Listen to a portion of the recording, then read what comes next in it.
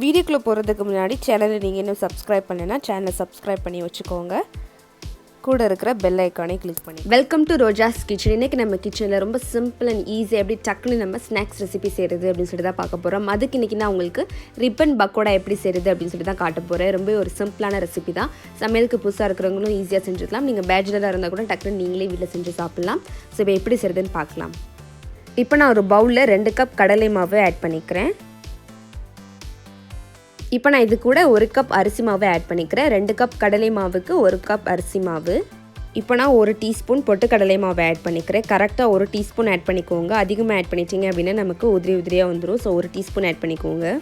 இப்போ நான் இது கூட 1 டீஸ்பூன் மிளகாய்த்தூள் ஆட் பண்ணிக்கிறேன். மிளகாய்த்தூள் வந்து உங்கள் காரத்தை அந்த மாதிரி எடுத்துக்கோங்க. இப்போ நான் இது கூட 1/4 டீஸ்பூன் பெருங்காயத்தூள் ஆட் பண்ணிக்கிறேன்.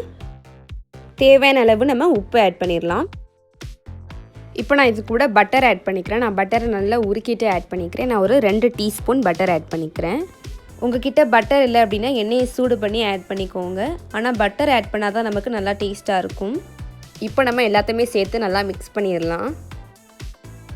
இப்போ நான் நல்லா மிக்ஸ் பண்ணிவிட்டு இப்போ நான் இது கூட கொஞ்சம் கொஞ்சமாக தண்ணி ஆட் பண்ணி அதையும் சேர்த்து நம்ம நல்லா மிக்ஸ் பண்ணிக்கலாம்.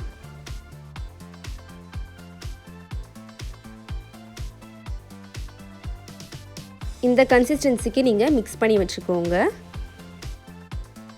இப்போ நான் இந்த தட்டை யூஸ் பண்ணி தான் இப்போ ரிப்பன் பக்கோடா பிழிய போகிறேன். அதுக்கு நான் தேன் குழல் எடுத்து நம்ம மிக்ஸ் பண்ணி வச்சுருக்க மாவை இதில் ஆட் பண்ணிடலாம்.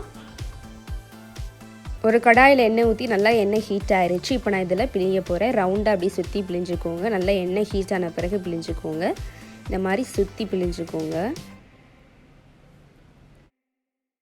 நீங்கள் எண்ணெயில் பிழிஞ்ச பிறகு பார்த்தீங்கன்னா நல்லா உங்களுக்கு ஓசை கேட்கும். ஓசை வந்து அடங்குற வரைக்கும் நீங்கள் திருப்பிடக்கூடாது. அப்படி திருப்பினீங்க அப்படின்னா எல்லாமே தனித்தனியாக ஆயிடும். ஸோ கஷ்டமாக இருக்கும் எடுக்கிறதுக்கு.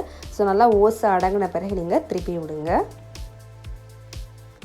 இப்போ ஓசை எல்லாமே அடங்கிருச்சு. இப்போ நான் அதை திருப்பி விட்டுக்கிறேன். ஸோ நல்லா ஓசை அடங்கின பிறகு திருப்பி விடுங்க. இப்போ நல்லா கிறிஸ்பியாக வந்துருச்சு. நம்ம இதை எடுத்துடலாம். இப்போ நான் ஒரு பிளேட்டில் எடுத்து வச்சுட்டேன். இப்போ நமக்கு ரிப்பன் பக்கோடா ரெடி ஆயிடுச்சு. இப்போ நான் உங்களுக்காண்டி டேஸ்ட் பண்ணி காட்டுறேன் எவ்வளோ கிறிஸ்பியாக அண்ட் மொறுமொறுன்னு வந்திருக்கு அப்படின்னு.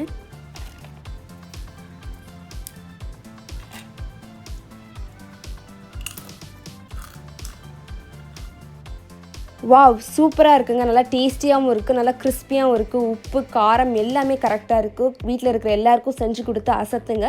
ஈவினிங் டைமில் ஒரு பெஸ்ட் ஸ்நாக் தான் இது. நீங்கள் டீ கூட வச்சு சாப்பிட்டிங்கன்னா அவ்வளோ டேஸ்ட்டாக இருக்கும். குழந்தைங்களுக்கும் கொடுத்திங்கன்னா ரொம்ப விரும்பி சாப்பிடுவாங்க. பெரியவங்களுக்கும் கொடுத்திங்கன்னா ரொம்ப விரும்பி சாப்பிடுவாங்க. ஸோ மறந்துடாமல் அதை வீட்டில் செஞ்சு பாருங்கள். செஞ்சு பார்த்துட்டு எப்படி இருந்துச்சு அப்படின்னு சொல்லிட்டு கமெண்ட் பாக்ஸில் கமெண்ட் பண்ணுங்கள். இந்த வீடியோ பிடிச்சா லைக் பண்ணுங்கள். உங்கள் ஃப்ரெண்ட்ஸும் பார்க்க நினச்சிங்கன்னா மறந்துடாமல் அவங்களுக்கும் ஷேர் பண்ணுங்கள். சேனலுக்கு புதுசாக இருந்தீங்க அப்படின்னா மறந்துடாமல் சேனலில் சப்ஸ்கிரைப் பண்ணி வச்சுக்கோங்க. கூட இருக்கிற பெல் ஐக்கானே கிளிக் பண்ணி வச்சுக்கோங்க. இன்னொரு ரெசிபியில் நான் உங்களை மீட் பண்ணுறேன்.